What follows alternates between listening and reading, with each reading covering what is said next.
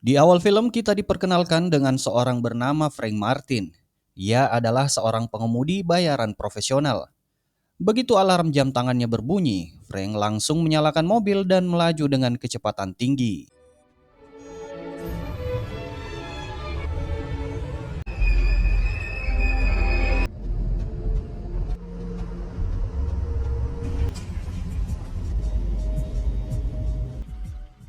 Tak lama kemudian, 3 perampok masuk ke dalam mobilnya. Sesuai dengan kesepakatan yang telah dibuat sebelumnya, Frank menolak membawa lebih dari 3 orang. Karena ia telah menghitung dengan cermat kapasitas beban dan kecepatan mobil yang dibutuhkan untuk menghindari kejaran polisi. Meskipun salah satu perampok menodongkan pistol ke arahnya, Frank tetap tenang hingga ketegangan memuncak yang membuat sang perampok frustasi. Dan akhirnya ia terpaksa menembak salah satu rekannya sendiri. 3 men, 254 kilo. Seatbelts.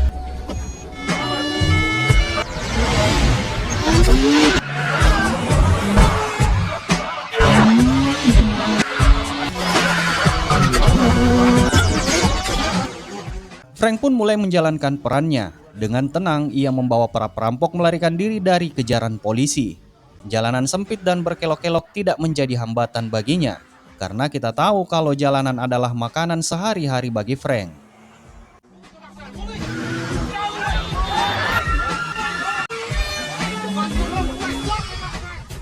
Yang terjadi justru para perampok mabok dan muntah-muntah.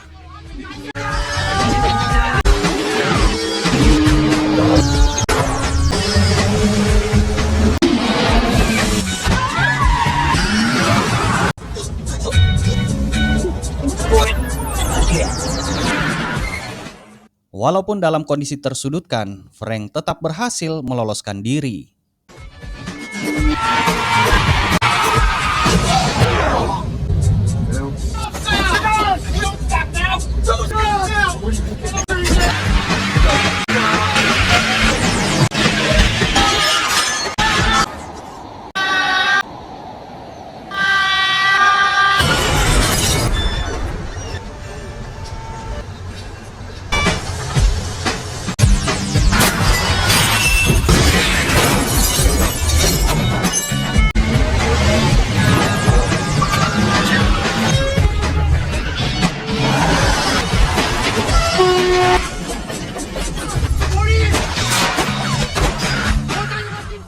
Setelah berhasil lolos dari kejaran polisi dan tiba di lokasi yang telah disepakati, para perampok kembali meminta Frank untuk mengantar mereka keluar kota. Namun Frank dengan tegas menolak karena ia tidak pernah menerima pekerjaan di luar kesepakatan awal. Not mine. Get in the car. Kemudian agar jejak Frank tidak terdeteksi, Frank segera mengganti plat nomor mobilnya. Frank kembali ke rumahnya yang tenang di tepi pantai. Di televisi, sebuah berita menayangkan bahwa 3 perampok bank yang sempat kabur kembali tertangkap setelah mereka salah mengambil jalur pelarian.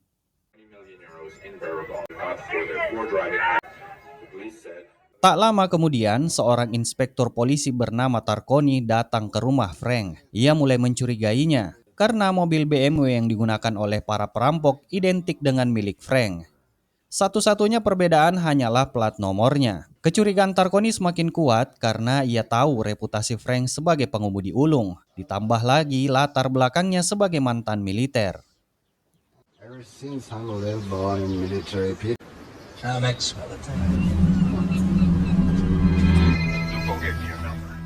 Beberapa waktu kemudian di sebuah bar, Frank kembali menerima sebuah pekerjaan yaitu mengantar sebuah paket misterius.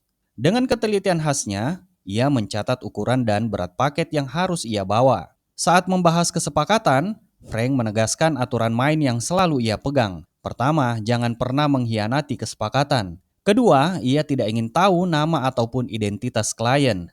Ketiga, yang paling penting, jangan pernah membuka paket yang dikirim. Time to pick up. 7 o'clock in the morning. Dengan jarak tempuh yang cukup jauh, jadi Frank menetapkan bayarannya sebesar $40.000 untuk menjalankan tugas ini. It is a precise business. Dan siang hari, paket pun dimasukkan ke dalam bagasi mobilnya.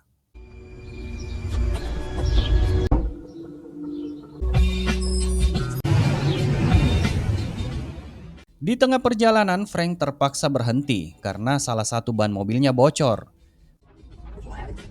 Saat membuka bagasi untuk mengambil peralatan, ia terkejut melihat paket yang dibawanya bergerak.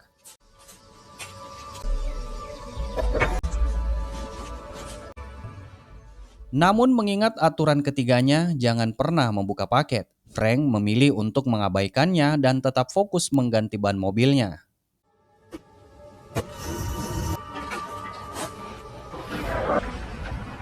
Setelah itu ia berhenti sejenak di sebuah tempat untuk beristirahat dan membeli minuman.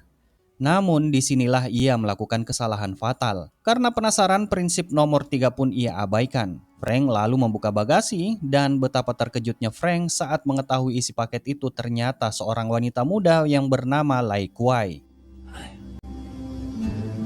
Just gonna make a little so you can drink. That's all I'm gonna do. Please. Please, come on. Frank kemudian memberinya minum dan menutup kembali bagasinya lalu melanjutkan perjalanan. That's enough.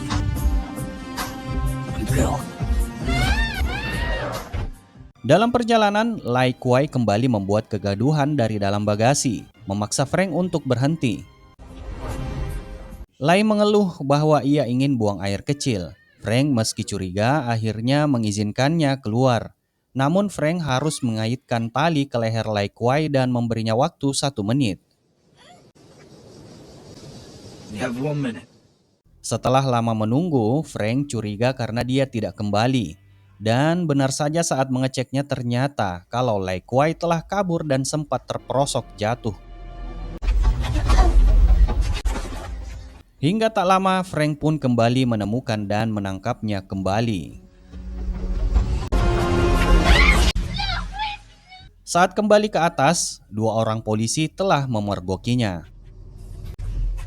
Tak butuh waktu lama bagi Frank untuk melumpuhkan 2 polisi tersebut. Dengan tenang, ia kembali ke jalan dan akhirnya tiba di sebuah rumah mewah milik bos gangster yang menjadi kliennya.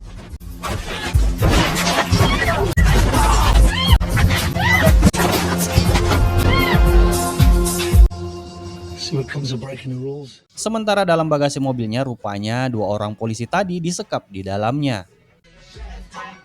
Tak lama, Frank kemudian menyerahkan paket wanita tadi kepada si bos gangster. Si bos pun bertanya kepada Frank apakah dia membuka paketnya. Frank menjawab kalau peraturan ketiga tetap berlaku, yaitu jangan pernah membuka isi paket klien. I like that. Setelah menerima paketnya, bos gangster itu membayar Frank sesuai kesepakatan. Saat Frank hendak pergi, sang bos tiba-tiba mengajukan permintaan tambahan, yaitu mengantar sebuah paket lagi. Dan Frank tanpa banyak bertanya langsung menerima orderan itu.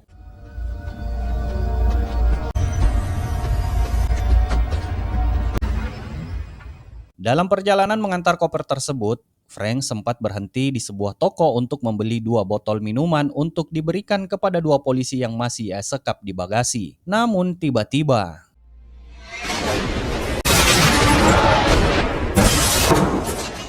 Frank yakin bahwa ledakan itu berasal dari koper yang diberikan oleh si bos gangster. Karena geram, ia kembali ke markas sang bos.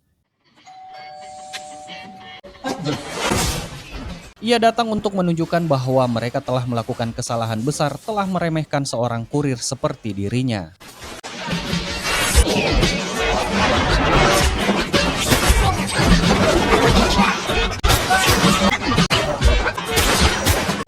Where is it?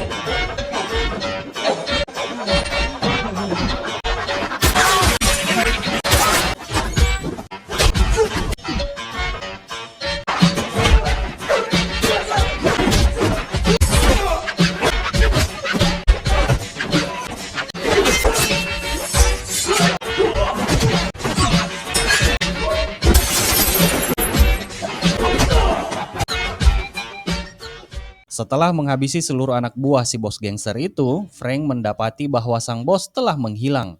Tanpa buang waktu, ia merampas salah satu mobil di markas tersebut dan segera pergi.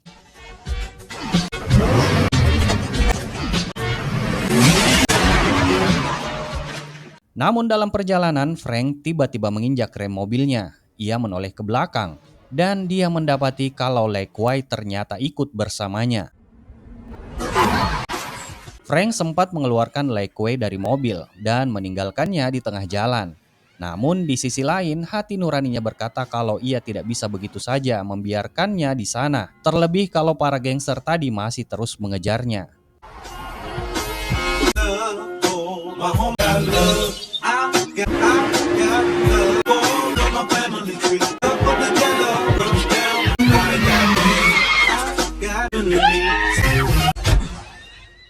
Singkat cerita, Frank akhirnya kembali ke rumahnya. Ia dengan santai memasakkan mie goreng, lalu membuka perban di mulut Lai Kwai. What kind of shit am I in? Deep shit. Tanpa basa-basi, Frank hanya mengajukan dua pertanyaan, siapa namamu dan siapa yang mereka mengejarmu. Sesuai dengan prinsip hidupnya yang tidak suka bertele-tele, ia pun langsung pergi untuk tidur. Where are you going? My guest. Malam itu, saat Frank terlelap, Lai Kwai diam-diam menjelajahi isi rumahnya. Di sana, Lai menemukan sebuah kotak tua dan ketika membukanya, di mana di dalamnya tersimpan seragam militer dan beberapa bintang penghargaan. Lai Kwai hanya tersenyum kecil setelah menemukan kotak itu, lalu ia pun tertidur. Sementara itu di tempat lain, bos gangster tengah mengunjungi salah satu anak buahnya yang selamat dan dirawat di rumah sakit. Si anak buah mengatakan kalau pelakunya adalah si kurir tadi. Orang yang mereka kira sudah tewas dalam ledakan koper itu ternyata masih hidup. Tak ingin mengambil resiko akan kebocoran informasi kelompok mereka pada polisi. Alhasil sang bos akhirnya terpaksa membunuh anak buahnya sendiri.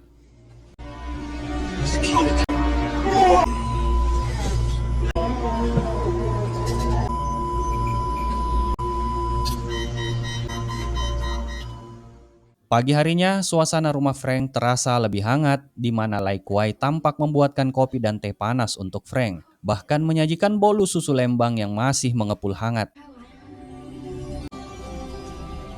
It's hot. Good. Namun tiba-tiba Inspektur Tarkoni datang. Mr. Frank. Dia datang untuk mengklarifikasi plat nomor yang dia temukan dalam insiden ledakan. Frank berdalih bahwa mobilnya hilang saat ia berhenti sebentar untuk mengambil barang. Tarkoni yang selalu curiga langsung menanyakan bagaimana Frank bisa pulang dari lokasi sejauh itu. Where's the rest of the car? We stole it.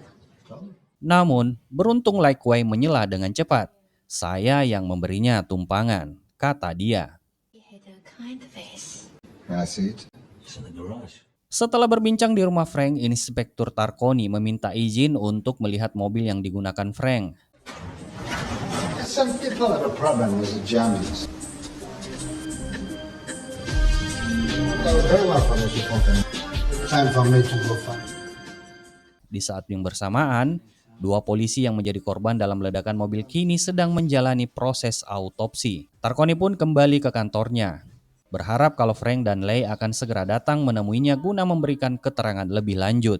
Not me. Quiet! Namun tak lama kemudian, Frank merasa ada sesuatu yang aneh. Dan benar saja, tiba-tiba sebuah rudal menghantam rumahnya, dilanjutkan dengan rentetan tembakan senjata otomatis.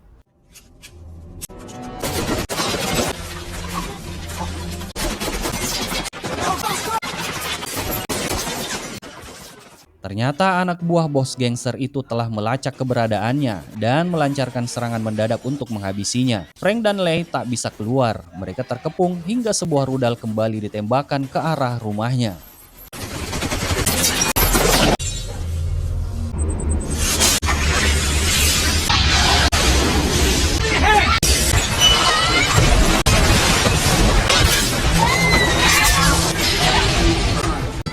Meskipun terkepung, kecerdikan Frank kembali terbukti. Ia telah merancang rumahnya dengan penuh perhitungan dan segera masuk ke sebuah kolam yang terhubung langsung ke laut, termasuk peralatan menyelam yang telah ia simpan di bawah air.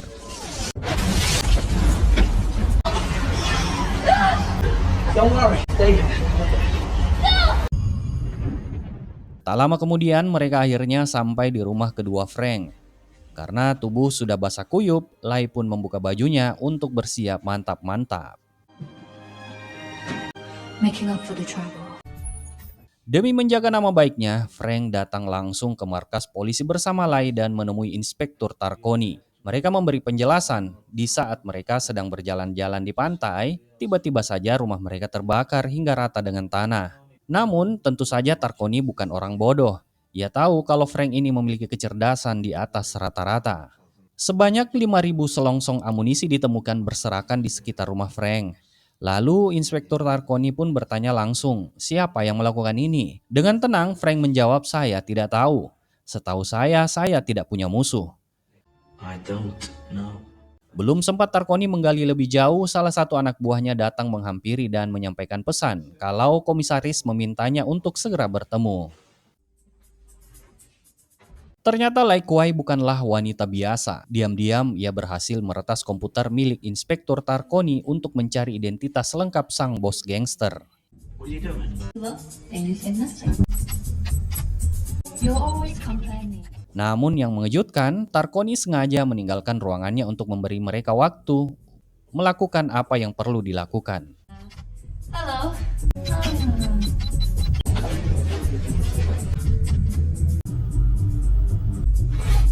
See? Setelah itu Frank dan Lai kembali pulang. Tak lama, Lai mengajak Frank naik taksi, membujuknya untuk ikut ke markas gangster itu. Awalnya Frank menolak karena ia hanya ingin menghilang. Baginya, fakta kalau sang bos gangster mengira dia sudah tewas adalah keuntungan besar baginya. Tapi semua berubah ketika Lai mengungkapkan kebenaran mengejutkan. Kalau ada 400 orang yang kini disekap dalam kontainer, siap diperjualbelikan di negara itu termasuk ayah dan adik-adiknya. Everything is alive. Saat kembali ke ruangannya, Inspektur Tarconi membuka kembali komputernya dan menemukan petunjuk penting yang ditinggalkan di komputernya. Sementara itu, ketika si bos masuk ke kantornya, Frank muncul tiba-tiba dan langsung menodongkan pistol ke arahnya. Sementara Lai bergerak cepat mencari data nomor kontainer yang memuat 400 orang yang akan diperjualbelikan. Tak lama kemudian sebuah fakta mengejutkan terungkap. Ternyata ayah Lai Kuai merupakan bagian dari jaringan mafia yang justru bekerja sama dengan bos gangster tersebut. Di sini Frank merasa dibohongi oleh Lai Kuai. Namun situasi menjadi tidak jelas karena Lai tiba-tiba menodong ayahnya sendiri. Hingga Lai dibawa ayahnya, sementara Frank seketika pingsan setelah dipukul oleh anak buah si bos gangster itu. Inspektur Tarconi yang terus mengembangkan penyelidikannya akhirnya tiba di lokasi. Melihat kekacauan yang terjadi, ia memutuskan untuk membawa Frank dan meminta semua pihak terkait memberikan laporan resmi di kantornya. Saat terbangun, Frank mendapati dirinya sudah berada di dalam sel tahanan dan berbicara dengan Tarconi. Frank mengungkapkan fakta kalau Kuai yang merupakan ayah Lai adalah seorang ketua penghimpunan pengusaha internasional yang menggunakan kekuasaannya sebagai tameng untuk perdagangan manusia. Jadi di sini Frank berkata ke Tarconi kalau ia membutuhkan bantuan karena di luar sana ada 400 orang yang akan dijual dari Asia ke Meksiko. Take 12 months to get the job done. Sometimes you have to make your own law. Never believes a cook. Jadi Frank pun berpura-pura menyandra Tarconi untuk kabur dari sana. Setibanya di sebuah pelabuhan, Frank langsung naik ke atas kapal yang telah disiapkan. Inspektur Tarconi sempat menawarkan sebuah pistol, namun Frank menolaknya.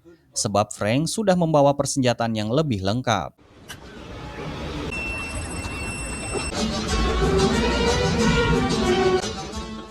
Begitu tiba di pelabuhan khusus peti kemas, Frank segera memeriksa dan mencari satu persatu kontainer yang berisi 400 gadis yang dimaksud. Tanpa sengaja, Frank kembali melihat Lai Kuai. Di sana Lai ditampar ayahnya dan ia akan segera dibawa pulang. Tanpa banyak basa-basi, Frank pun langsung melancarkan aksinya membantai kelompok gangster ini satu persatu.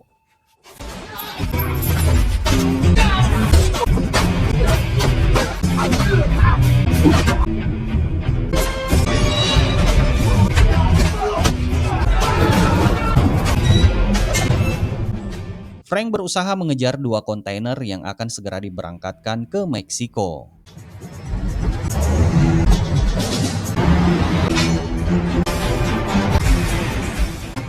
Namun di tengah perjalanan, ia kembali dihadang.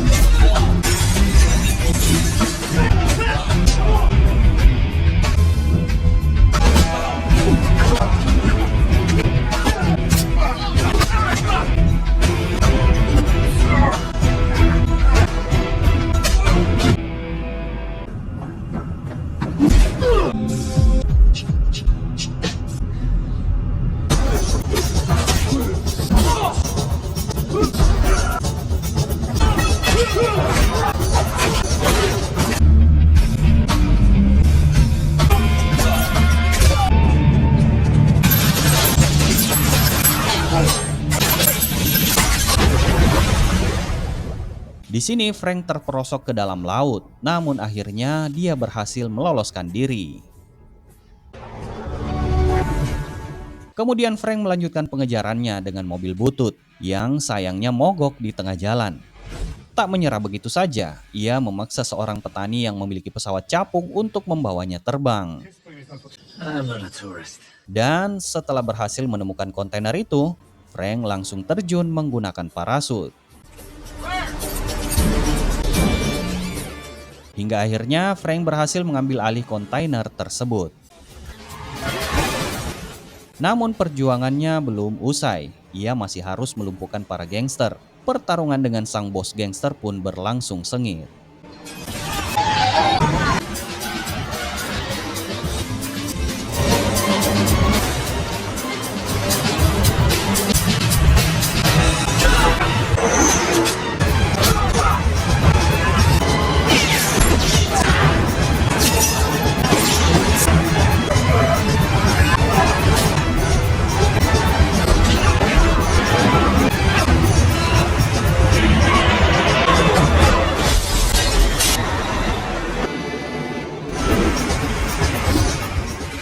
Namun nyaris Frank hampir saja tewas tergilas ban mobil.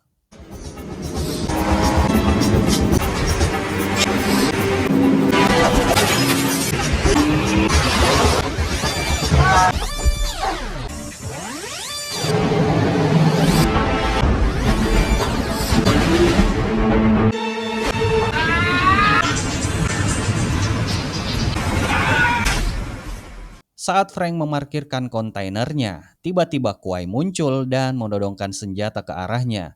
Ia juga memerintahkan anak buahnya untuk menjaga putrinya, dan jika ia mencoba untuk kabur, segera eksekusi saja. Frank kemudian dibawa ke tepi jurang untuk dieksekusi. Namun tiba-tiba, tanpa diduga, Lei muncul dan langsung menembak ayahnya sendiri. Di sisi lain, seolah sudah menjadi kebiasaan, polisi pun baru tiba setelah semuanya berakhir. Sementara itu dari dalam kontainer, ratusan orang ditemukan dan berhasil diselamatkan sebelum diselundupkan ke Meksiko. Dan dengan begitu, film pun selesai. Terima kasih sudah menonton, semoga kalian terhibur. Sampai jumpa di alur film seru lainnya, and bye-bye.